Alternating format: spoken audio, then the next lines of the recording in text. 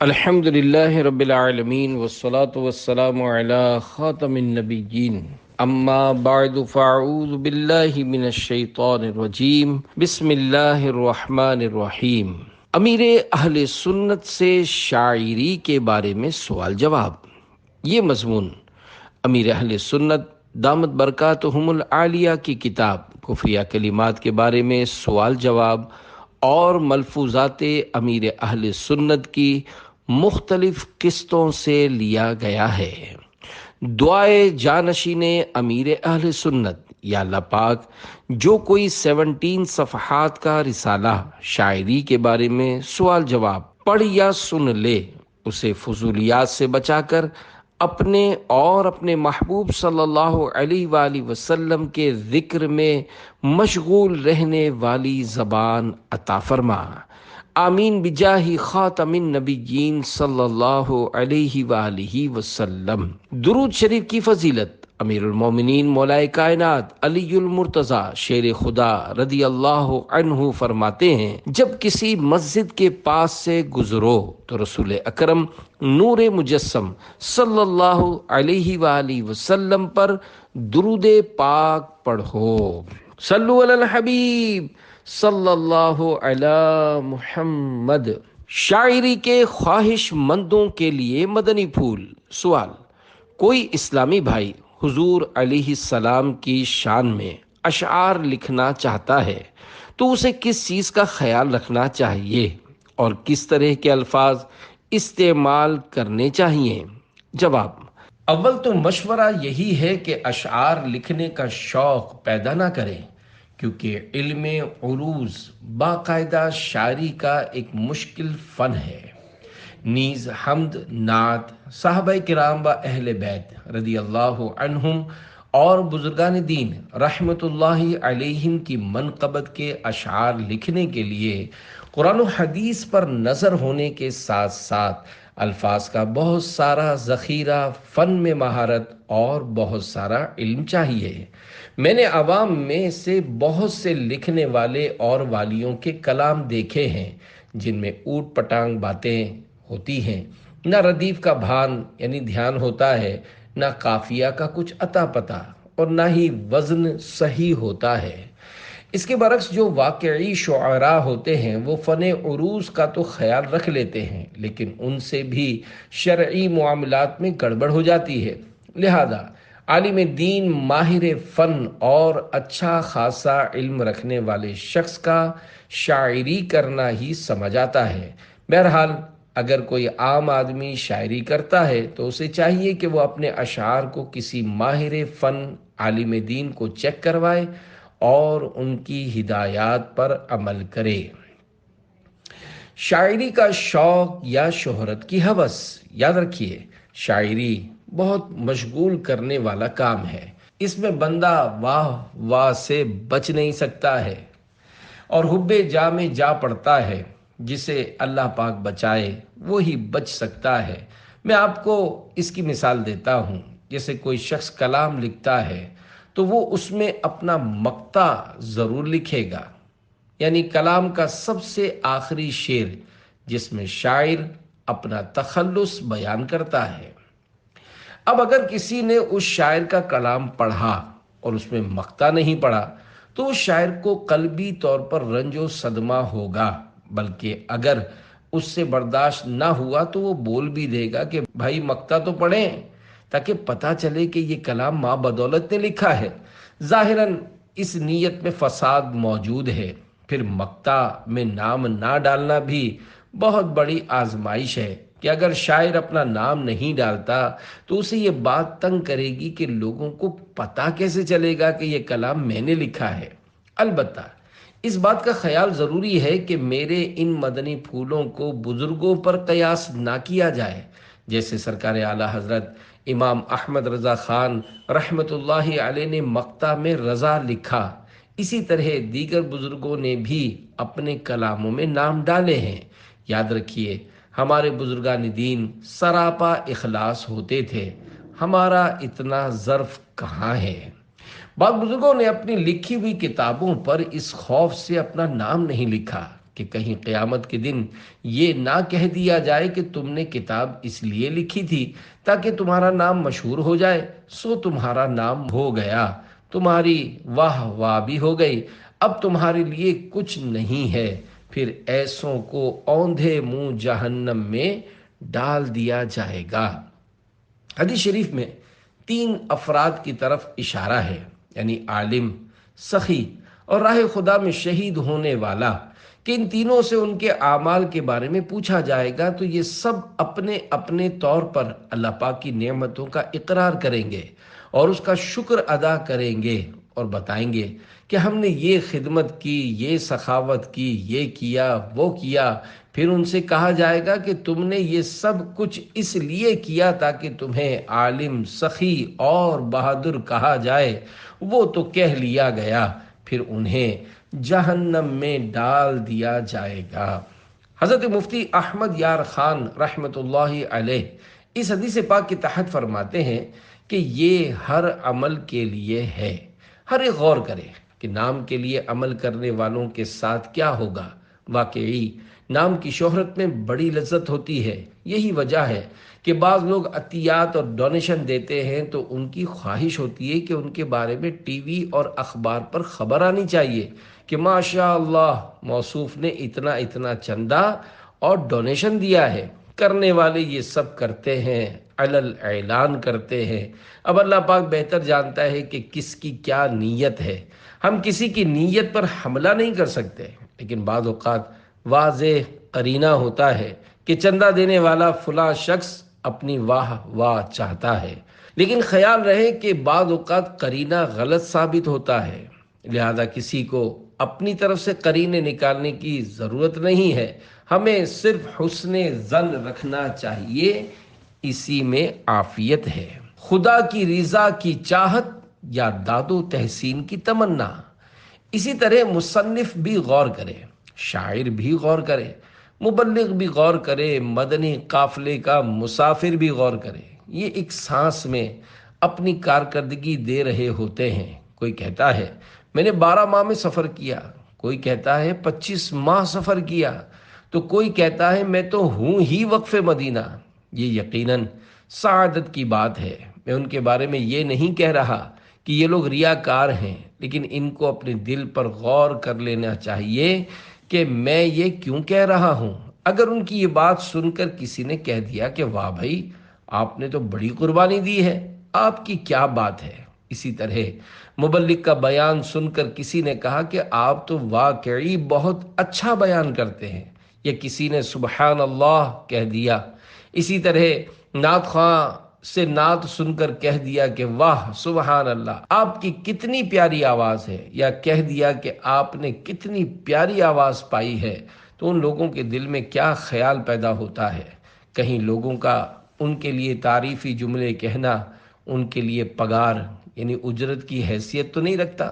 اسی طرح قرات کرنے والے قاری صاحبان بھی غور کریں، کہیں انہوں نے تجوید کے سارے قواعد مائک پر تلاوت کے لیے تو وقف نہیں کیے ہوئے۔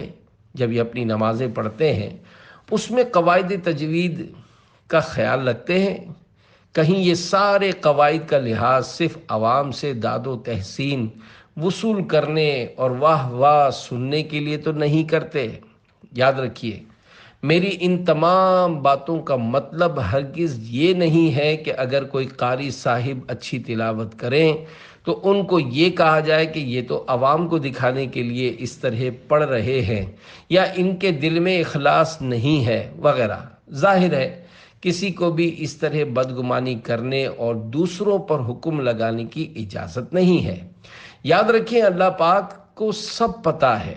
ہمیں چاہیے کہ ہم غور کریں کہ ہم کیوں پڑھ رہے ہیں، کیوں لکھ رہے ہیں، کیوں کر رہے ہیں، کیوں کہہ رہے ہیں، کیوں بیان کر رہے ہیں، کیوں درس دے رہے ہیں، کیوں مدنی قافلے میں سفر کر رہے ہیں، کیوں علاقائی دورہ برائے نیکی کی دعوت کر رہے ہیں، کیوں نعتیں پڑھ رہے ہیں، کیوں تلاوتیں کر رہے ہیں، کیوں قراتیں کر رہے ہیں، کیوں تہجد پڑھ رہے ہیں، کیوں نیک اعمال کے رسالے پر عمل کر رہے ہیں۔ اے کاش ہم وہی کام کریں جس میں ثواب ملے اور رب کی رضا حاصل ہو۔ اللہ کریم ہمیں اخلاص نصیب کرے اور حب جاہ سے بچائے۔ گمنام بندوں کی شان و عظمت۔ حب جاہ کا مطلب ہے اپنی عزت و شہرت کی خواہش کرنا، اور یہ چاہنا کہ میں مشہور ہو جاؤں، لوگ میری عزت کریں، میری خوب واہ واہ کریں، یا اس نیت سے اپنے خاندان کی نسبت بیان کرنا۔ مثلا کسی نے اپنے آپ کو سید کہا یا اپنے بارے میں بتایا کہ میں فلاں پیر صاحب کی اولاد ہوں، یا فلاں بزرگ سے میری نسبت چلی آ رہی ہے، میں یہ ہوں وہ ہوں، تاکہ لوگ میری عزت کریں، میرے ہاتھ چومیں اور کہیں واہ بھائی ماشاء اللہ، آپ ان کے پوتے ہیں یا ان کے پڑ پوتے ہیں یا ان کے بیٹے ہیں، یا کہیں ارے واہ آپ فلاں ہیں، واہ بھائی۔ اگر یہ خود اپنا تعارف نہ بھی کروائے تب بھی خواہش ہوتی ہے کہ میرا تعارف کروایا جائے کہ میں کون ہوں، کس کا رشتہ دار ہوں، کس بڑی شخصیت کے ساتھ میرا تعلق ہے، یا میں کس بڑی شخصیت کے ساتھ ہوتا ہوں۔ جی ہاں، جو کسی شخصیت کے ساتھ ہوتا ہے اس شخصیت کی وجہ سے بھی اس کی عزت یا آؤ بھگت کی جاتی ہے، یہ بھی ایک خطرہ ہے۔ دیکھا جائے تو ہر معاملے میں رسک فیکٹر موجود ہے۔ اللہ کریم ہمارے حال پر رحم فرمائے اور ان گمنام بندوں کا صدقہ ملے جن کے بارے میں کہا گیا کہ ان کو دروازے سے دور کر دیا جاتا ہے، ان کو پوچھا نہیں جاتا، بیمار ہوتے ہیں تو عیادت کرنے والے نہیں ہوتے، فوت ہو جائے تو لوگ جنازے میں آنے کی زحمت نہیں کرتے۔ ایسے گمنام بندوں کی احادیث مبارکہ میں شانیں بیان ہوئی ہیں۔ بظاہر گمنام کو کوئی نہیں جانتا، لیکن اس کے لیے رب کا جاننا کافی ہے، یعنی بندے جانے نہ جانے اس سے ان کو کوئی فرق نہیں پڑتا، رب تو جانتا ہی ہے، ان کے لیے یہی کافی ہے۔ اللہ پاک چاہتا ہے تو اپنے ایسے گمنام بندوں کو شہرت عطا فرما دیتا ہے، یہ اسی کی مرضی اور مشیت ہے۔ لہذا انبیاء کرام علیہم السلام، صحابہ کرام رضی اللہ عنہم، اولیاء کرام اور علماء کرام رحمت اللہ علیہم اجمعین کی شہرت کے بارے میں یہ نہیں سوچنا کہ یہ ہستیاں گمنام نہیں تھیں تو ان کے فضائل حاصل نہیں ہوں گے۔ ان ہستیوں کے اپنے اپنے مقامات ہیں۔ شہرت ہم جیسے لوگوں کے لیے خطرے کا جال ہے، ایک جگہ سے بچتے ہیں تو دوسری جگہ پھنس جاتے ہیں، اور پھر خود ساختہ مصلحتیں تلاش کر کے خود کو مطمئن کرتے ہیں کہ میری یہ نیت نہیں تھی، میرا وہ مقصد نہیں تھا، یا میری مراد فلاں چیز تھی، وغیرہ وغیرہ، اور بعض اوقات خود کو بچانے یا جھیپ مٹانے کے لیے جھوٹ کا سہارا بھی لے لیتے ہیں، اور یہ سب وبال اسی شہرت کا ہوتا ہے۔ اللہ کریم ہم سب کو سچا کر دے اور ہمیشہ ہمیشہ کے لیے ہم سے راضی ہو جائے۔ شاعری کا شوق رکھنا کیسا؟ سوال: مجھے شاعری کا بہت شوق ہے، برائے کرم میری رہنمائی فرمائیے۔ جواب: شاعری کا شوق اچھا نہیں ہے۔ یاد رہے کہ اشعار فی نفسی ہی برے نہیں، کیونکہ وہ ایک کلام ہے۔ اگر اشعار اچھے ہیں تو وہ اچھا کلام ہے، اور برے اشعار ہیں تو وہ برا کلام ہے۔ جیسا کہ حضرت عروہ رضی اللہ عنہ سے روایت ہے، رسول اکرم صلی اللہ علیہ وآلہ وسلم نے فرمایا، شعر ایک کلام ہے، اچھے اشعار اچھے کلام کی طرح ہیں اور برے اشعار برے کلام کی طرح ہیں۔ اور حضرت عائشہ رضی اللہ عنہا فرماتی ہیں، بعض اشعار اچھے ہوتے ہیں اور بعض برے ہوتے ہیں، اچھے اشعار کو لے لو اور برے اشعار کو چھوڑ دو۔ میں نے شعراء کے کلام میں کئی جگہ کفریات دیکھے ہیں۔ کئی نامور شعراء جنہیں تاریخ میں بڑی اہمیت دی جاتی ہے، انہوں نے بھی ایسی خطائیں کی ہیں کہ ان کے اشعار پڑھ کر بندہ سر پکڑ لے کہ کہیں اللہ پاک اور اس کے رسول صلی اللہ علیہ وآلہ وسلم کی شان میں توہین آمیز کلمات لکھ دیے، کہیں جنت کا مذاق اڑایا تو کہیں فرشتوں کے تقدس پر حملہ کیا۔ شاید انہی شاعروں کے بارے میں کسی نے کہا ہے، جہنم کو بھر دیں گے شاعر ہمارے، کیونکہ جس نے ایسے کفریات بکے جس پر التزام کفر کا حکم لازم آتا ہے اور بغیر توبہ کیے مر گیا تو وہ مرتد ہوا اور ہمیشہ جہنم میں رہے گا۔ کفر کی دو قسمیں ہیں، نمبر 1 لزوم کفر، نمبر 2 التزام کفر۔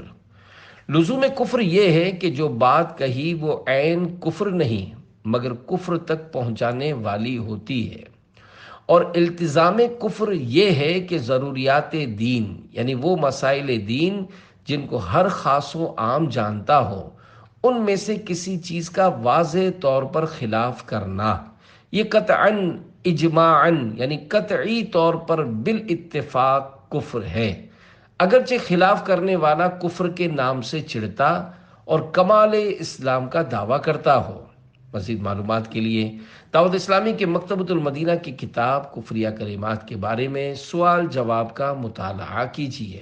آج کل ہر کوئی شاعر بننے لگا ہے۔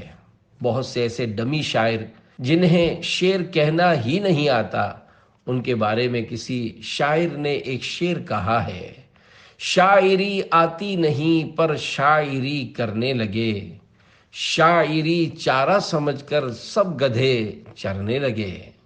شاعری کوئی چارہ نہیں، یہ ایک فن ہے۔ اگر آپ کو شاعری کا فن نہیں آتا اور آپ شاعری کرنے بیٹھ گئے تو یہ ایسا ہے جیسے آپ درزی نہیں مگر کپڑا سینے بیٹھ جائیں۔ شاعر کے لیے ضروری ہے کہ وہ جس زبان میں کلام لکھنا چاہتا ہے اس کے پاس اس زبان کے الفاظ کا بہت بڑا ذخیرہ ہو، لیکن ان لوگوں کو تو پوری طرح اردو بھی نہیں آتی، اور نہ ہی انہیں یہ پتا ہوتا ہے کہ ردیف، قافیہ اور بحر کس کو بولتے ہیں۔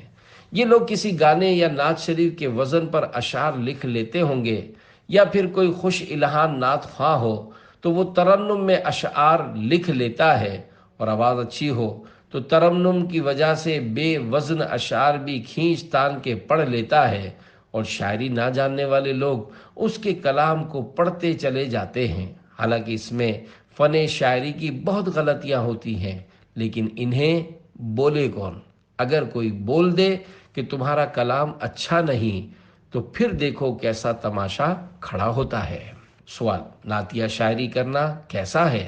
جواب، سنت صحابہ علیہم رضوان ہے، یعنی بعض صحابہ کرام مثلا حضرت حسان بن ثابت رضی اللہ عنہ اور حضرت زید رضی اللہ عنہ وغیرہ ہما سے نعتیہ اشعار لکھنا ثابت ہے۔ تاہم یہ ذہن میں رہے کہ نعت شریف لکھنا نہایت مشکل فن ہے، اس کے لیے ماہر فن عالم دین ہونا چاہیے، ورنہ عالم نہ ہونے کی صورت میں ردیف، قافیہ اور بحر یعنی شعر کا وزن وغیرہ کو نبھانے کے لیے خلاف شان الفاظ ترتیب پا جانے کا خدشہ رہتا ہے۔ عوام الناس کو شاعری کا شوق چرانا مناسب نہیں کہ نثر کے مقابلے میں نظم میں کفریات کے صدور کا زیادہ اندیشہ رہتا ہے۔ اگر شرعی اغلاظ سے کلام محفوظ رہ بھی گیا تو فضولیات سے بچنے کا ذہن بہت کم لوگوں کا ہوتا ہے۔ جی ہاں، جس طرح عام گفتگو میں فضول الفاظ کی بھرمار پائی جاتی ہے، اسی طرح بیان اور نعتیہ کلام میں بھی ہوتا ہے۔ سوال، کیا غیر عالم نعت شریف نہیں لکھ سکتا اور اس کو نعت پڑھنی سننی بھی نہیں چاہیے؟ جواب، جو علماء اہل سنت کا صحبت یافتہ ہو، شریعت کے ضروری احکام جانتا ہو اور ہر مصرے کی شرعی تفتیش کسی عالم سے کروا لیا کرتا ہو، اس کے لکھنے اور اس کا لکھا ہوا علماء کا تفتیش شدہ کلام پڑھنے میں حرج نہیں۔ میرے آقا اعلی حضرت امام اہل سنت مولانا شاہ امام احمد رضا خان رحمۃ اللہ علیہ غیر عالم کے نعتیہ شاعری کرنے کے سخت خلاف تھے۔ سرکار اعلی حضرت امام احمد رضا خان رحمۃ اللہ علیہ کے ارشادات عالیہ کا خلاصہ یہی ہے کہ جاہل نعت گو شاعروں کے کلام بسا اوقات کفریات سے بھرپور ہوتے ہیں، لہذا ایسے کلام پڑھنے والوں کو محفل نعت میں بلانا بھی ناجائز، ایسی نعت خوانی میں کسی کو بھیجنا بھی حرام، اور ایسے کلام کا سننا بھی گناہ۔ اعلی حضرت دو کے علاوہ قصدن کسی کا اردو کلام نہ سنتے۔ سوال، اعلی حضرت کون کون سے شعراء کا نعتیہ کلام سننا پسند فرماتے تھے؟ جواب، نعت گو شاعروں کی اکثریت اپنے کلام میں چونکہ احکام شریعت کا لحاظ نہیں کرتی ہے، اس وجہ سے آپ رحمۃ اللہ علیہ قصداً صرف دو شعراء کرام، نمبر 1 حضرت مولانا کفایت علی کافی اور نمبر 2 حضرت مولانا حسن رضا خان رحمۃ اللہ علیہما کا کلام سماعت فرماتے تھے۔ مکتبۃ المدینہ کی 561 صفحات پر مشتمل کتاب ملفوظات اعلی حضرت صفحہ 225 پر ہے۔ ایک صاحب حضرت شاہ نیاز احمد صاحب رحمۃ اللہ علیہ کے عرس میں بریلی شریف تشریف لائے تھے۔ اعلی حضرت رحمۃ اللہ علیہ کی خدمت میں حاضر ہوئے، کچھ اشعار نعت شریف کے سنانے کی درخواست یعنی نعت پاک پڑھنے کی خواہش ظاہر کی۔ اعلی حضرت نے استفسار فرمایا، کس کا کلام؟ انہوں نے کلام لکھنے والے کا نام بتایا۔ اس پر ارشاد فرمایا، سوا دو شعراء کے کلام کے کسی کا کلام میں قصدن یعنی ارادتاً اپنی خواہش سے نہیں سنتا، فقط ان دو یعنی مولانا کفایت علی کافی اور میرے بھائی حسن میاں مرحوم کا کلام سنتا ہوں۔ صفحہ 227 پر مزید فرماتے ہیں، اور حقیقتاً نعت شریف لکھنا نہایت مشکل ہے، جس کو لوگ آسان سمجھتے ہیں۔ اس میں تلوار کی دھار پر چلنا ہے، اگر بڑھتا ہے تو الوہیت میں پہنچ جاتا ہے، اور کمی کرتا ہے تو تنقیص یعنی توہین ہوتی ہے۔ البتہ حمد آسان ہے کہ اس میں راستہ صاف ہے، جتنا چاہے بڑھ سکتا ہے۔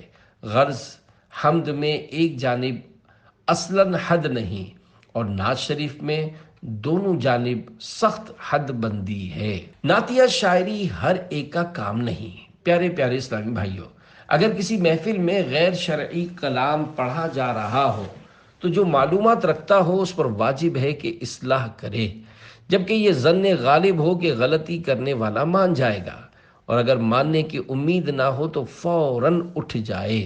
اگر کیسٹ وغیرہ میں ناجائز الفاظ یا معنی والا شعر سنے تو فوراً ٹیپ ریکارڈر بند کر دیجئے، اور آئندہ بھی کیسٹ میں اس شعر کو سننے سے پرہیز کیجئے، اور ممکنہ صورت میں کیسٹ اور نعت خوان اور نعت گو شاعر وغیرہ کی اصلاح کی تدبیر بھی کیجئے۔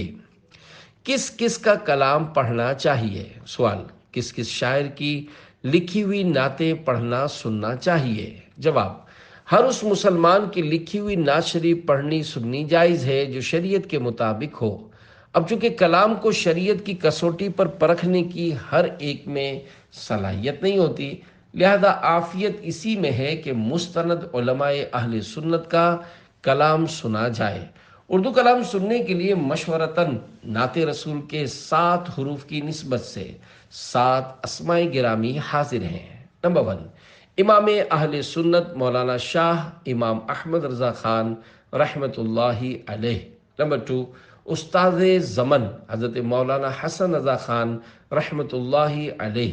نمبر 3، خلیفہ اعلی حضرت حضرت مداح الحبیب حضرت مولانا جمیل الرحمن رضوی رحمۃ اللہ علیہ۔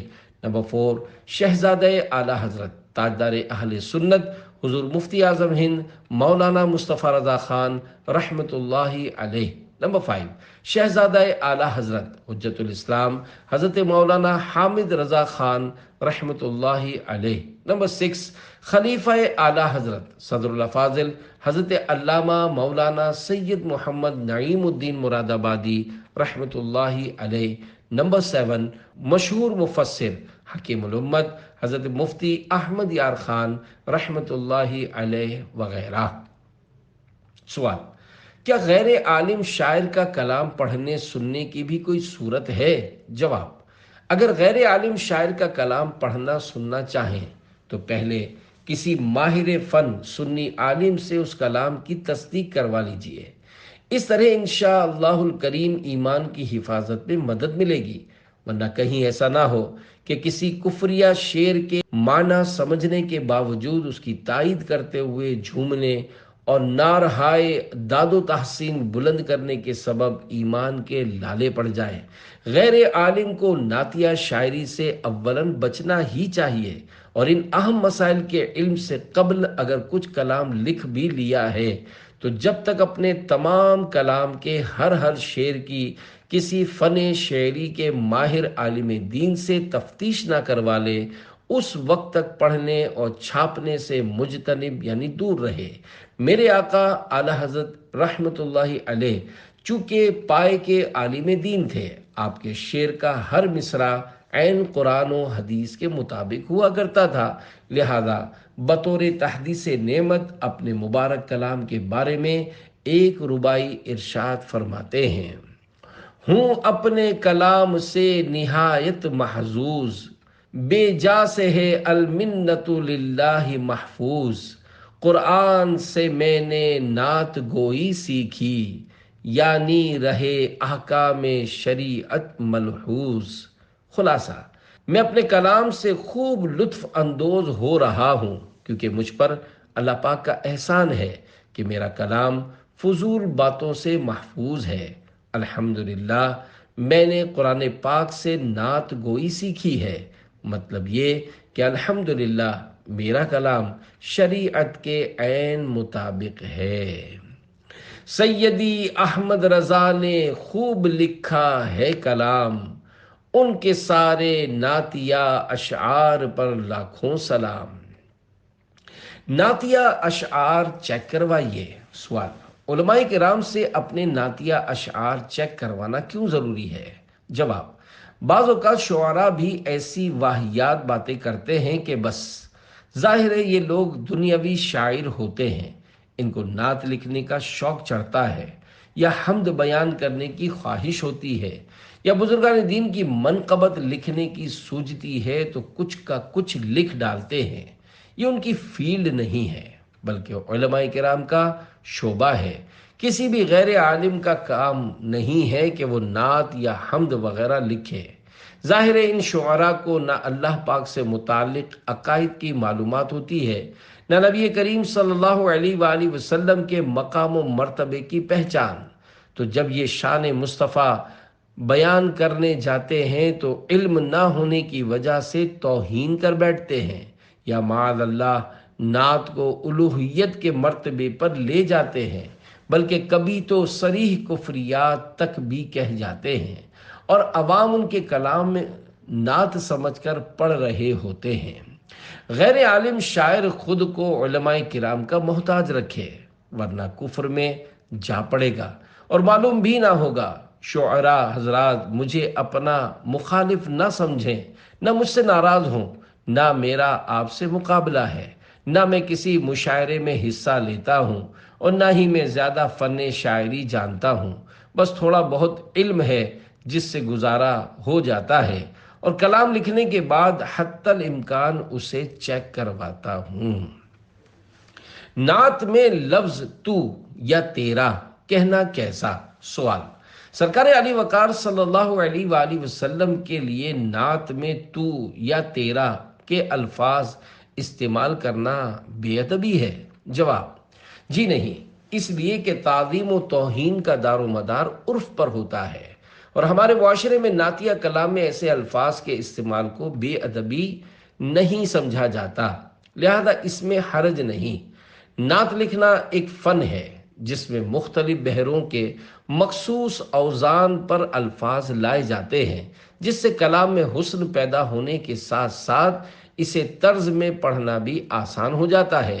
یہی وجہ ہے کہ کسی شاعر کے لکھے ہوئے کلام میں تبدیلی بلکہ ایک حرف کا بھی فرق کرنے سے نہ صرف کلام کا سارا حسن ختم ہو جاتا بلکہ اسے کسی طرز میں پڑھنا بھی دشوار ہو جاتا ہے۔ لہذا ادب اسی میں ہے کہ سرکار صلی اللہ علیہ وآلہ وسلم کی شان میں شریعت کے دائرے میں لکھے گئے نعتیہ کلام کو منوعاً یعنی جیسا لکھا ہے ویسے ہی پڑھ کر اس کے حسن کو برقرار رکھا جائے، جیسے اعلی حضرت رحمت اللہ علیہ کا مشہور زمانہ کلام ہے: واہ کیا جود و کرم ہے شہ بطحا تیرا، نہیں سنتا ہی نہیں مانگنے والا تیرا۔ بعض لوگ اسے یوں پڑھتے ہیں: واہ کیا جود و کرم ہے شہ بطحا آپ کا، نہیں سنتا ہی نہیں مانگنے والا آپ کا۔ اس طرح سارے نعتیہ کلام کا حسن ختم کر دیتے ہیں، حالانکہ جنہوں نے یہ کلام لکھا ہے ان کا عشق مصطفیٰ اور بارگاہ مصطفیٰ کا ادب و احترام اپنے تو کیا بے گانوں کو بھی مسلم یعنی تسلیم شدہ ہے۔ ایک بار کراچی کے کسی علاقے میں ہونے والی محفل نعت میں ایک مشہور و معروف عالم دین تشریف فرما تھے۔ ان کے سامنے ایک نعت خواں نے یہی کلام پڑھنا شروع کیا، لیکن ادب کے زوم میں تیرا کے بجائے ہر جگہ آپ کا کے الفاظ لگا کر سارے کلام کو بگاڑ کر رکھ دیا۔ بالآخر جب عالم صاحب کے صبر کا پیمانہ لبریز ہوا تو ارشاد فرمایا، اعلیٰ حضرت رحمت اللہ علیہ تم سے زیادہ ادب جانتے تھے، لہذا جو لکھا ہے وہی پڑھو۔ شاعر کے کلام میں تبدیلی کرنا کیسا؟ سوال۔ کچھ شعراء کلام کے آخر میں اپنے نام کے ساتھ عاجزی کے لیے کچھ الفاظ لکھتے ہیں، کیا ہم ان الفاظ کو تبدیل کر سکتے ہیں؟ جواب۔ بعض اوقات بزرگ اپنے لیے عاجزی کے ایسے الفاظ لاتے ہیں جنہیں ہم پڑھ نہیں سکتے۔ مثلا اعلیٰ حضرت امام احمد رضا خان رحمت اللہ علیہ کا ایک شعر ہے، کوئی کیوں پوچھے تیری بات رضا۔ اس کے بعد اگلے شعر میں آپ نے اپنے لیے جو عاجزی کے الفاظ استعمال فرمائے وہ میں اپنی ذات کے لیے کہتا ہوں کہ کوئی کیوں پوچھے تیری بات عطار، تجھ سے کتے ہزار پھرتے ہیں۔ اعلیٰ حضرت امام احمد رضا خان رحمت اللہ علیہ نے یہ لفظ اپنے لیے عاجزی کے طور پر استعمال کیا ہے۔ اس میں میری اپنی سوچ یہ ہے کہ یہ لفظ نہ کہا جائے، بلکہ یوں کہا جائے، تجھ سے کتے ہزار پھرتے ہیں، یا تجھ سے شیدا ہزار پھرتے ہیں، یا عاشق ہزار پھرتے ہیں، یا اس طرح کا کوئی ایسا لفظ لایا جائے جو اس مقام پر موضوع ہو اور شعر کا وزن بھی نہ ٹوٹے۔ جب نعت خواں یہ شعر پڑھیں تو وضاحت کر دیں کہ اعلیٰ حضرت امام احمد رضا خان رحمت اللہ علیہ نے یہاں عاجزی کے طور پر اپنے لیے یہ لفظ استعمال کیا تھا، لیکن میں نے اس کو تبدیل کیا ہے۔ آج کل کے نعت خوانوں کو اتنا بولنا آتا نہیں ہے، البتہ اتنا بول لیتے ہیں کہ 2 دن سے تھکا ہوا ہوں، 12 دن کا تھکا ہوا ہوں، روز محفلیں ہیں، 4 بج جاتے ہیں وغیرہ۔ جہاں وضاحت کرنی ہوتی ہے وہاں شاید انہیں سچکا بھی نہیں پڑتا، یعنی ذہن میں ہی نہیں آتا کہ وضاحت کر دیں۔ میں یہاں سب کی بات نہیں کر رہا، بلکہ دل جلانے کے لیے ایک بات کر رہا ہوں کہ جہاں وضاحت کرنی ہے وہاں نہیں کرتے۔ بعض اوقات نعت خوان اشعار کا خلاصہ کر رہے ہوتے ہیں، اس کے لیے بھی علم ہونا چاہیے۔ خصوصاً اعلیٰ حضرت امام احمد رضا خان رحمت اللہ علیہ کے کلام کی وضاحت میں زیادہ احتیاط کی ضرورت ہوتی ہے، کیونکہ ان کے کلام ڈیفیکلٹ یعنی مشکل ہوتے ہیں۔ ہدایت بخشش کی شروحات لکھی ہوئی ہیں، اگر کوئی نعت خوان علماء کی لکھی ہوئی شروحات سے وضاحت یاد کر کے بیان کرتا ہے تو کوئی حرج نہیں ہے۔ کیا اسلامی بہنیں نعت کے صیغوں کو بدل سکتی ہیں؟ سوال۔ ایک کلام ہے میں مدینے چلا، اگر اسلامی بہنیں اس کو میں مدینے چلی پڑھیں گی تو کیا یہ غلط ہوگا؟ جواب۔ کسی شاعر کا کلام پڑھنا حکایت کرنا کہلاتا ہے، یعنی جیسا اس نے کہا ہم نے ویسا بیان کر دیا۔ اب اگر اسلامی بہنیں میں مدینے چلا پڑھیں گی تو عجیب لگے گا، اس لیے انہیں میں مدینے چلی پڑھنا چاہیے، لیکن اس کلام میں آگے بھی مردانہ الفاظ آ رہے ہیں، یہ کہاں کہاں تبدیلی کریں گی؟ بہرحال چلا کو چلی کرنا ضروری ہوگا، کیونکہ مؤنث کے لیے یہی استعمال کیا جاتا ہے۔ اگر چلا کہیں گی تو اسلامی بہنیں ہنسیں گی اور مذاق کریں گی۔ اس کے علاوہ بہت سے کلام ایسے بھی ہیں جن میں تبدیلی کی ضرورت نہیں پڑتی، تو وہ پڑھ سکتی ہیں اور پڑھے بھی جا رہے ہوتے ہیں۔ یاد رہے کسی شاعر کے اشعار اپنے نام پر چڑھا لینا کہ یہ میں نے لکھے ہیں جھوٹ اور خیانت ہے، یہ بہت معیوب سمجھا جاتا ہے اور اسے دینی سرقہ یعنی علمی چوری کہتے ہیں۔ البتہ بعض اوقات ایسا اتفاق بھی ہوتا ہے کہ ایک ہی طرح کا مصرعہ 2 شاعروں نے لکھا ہوتا ہے، جسے ادبی یعنی فنی زبان میں توارد بولتے ہیں۔ امیر اہل سنت کے گجراتی کلام۔ سوال۔ آپ نے سب سے پہلے کون سا کلام لکھا تھا؟ جواب: دراصل میں گجراتی میڈیم سے پڑھا ہوا ہوں، جس کا اب ہمارے یہاں اتنا چلن نہیں ہے۔ گجراتی اتنی مظلوم ہو چکی ہے کہ جو لوگ خود کہتے ہیں کہ ہم گجراتی ہیں، جب میں ان سے گجراتی میں بات کرتا ہوں تو بعض اوقات انہیں تعجب ہوتا ہے، کیونکہ وہ بیچارے اس طرح کی گجراتی بولتے ہیں جس طرح بعض لوگ عجیب و غریب اردو بولتے ہیں۔ بہرحال، جس طرح اردو ہے اسی طرح گجراتی بھی باقاعدہ ایک زبان ہے اور بہت اچھی زبان ہے۔ پہلے میں گجراتی کے نعتیہ مشاعروں میں حصہ لیتا تھا اور نعتیہ یا منقبت کے کلام لکھتا تھا۔ اس موقع پر حاجی عبدالحبیب اتاری نے عرض کی: آپ اپنا کوئی گجراتی شعر تو سنائیں۔ امیر اہل سنت دامت برکاتہم العالیہ نے فرمایا: میں نے وہ اشعار جمع نہیں کیے کیونکہ اس وقت میرا جمع کرنے کا ذہن نہیں تھا۔ کبھی کبھی یاد کرتا ہوں تو کوئی شعر یاد آ جاتا ہے۔ ایک نعت کا مقطع مجھے یاد آ رہا ہے: مانگیو چھے عشق نبی مانگی نہ دنیا ایڑے، مجھ نے عطار سمجھدار نظر آوے چھے۔ یعنی نبی کا عشق مانگا، دنیا کی دولت نہیں مانگی، مجھے عطار سمجھدار نظر آتا ہے۔ یہ میرا بہت پرانا احساس تھا کہ دنیا کی دولت کے بجائے آقا کی محبت کی فراوانی نصیب ہو جائے اور عشق رسول کا ذخیرہ مل جائے۔ فرمانے آخری نبی صلی اللہ علیہ وآلہ وسلم: شاعروں کی کہی ہوئی باتوں میں سے سب سے زیادہ سچی بات لبید کا یہ کلمہ ہے: الا کل شیء ما خلا اللہ باطل، یعنی خبردار، اللہ کے سوا ہر شے فنا ہونے والی ہے۔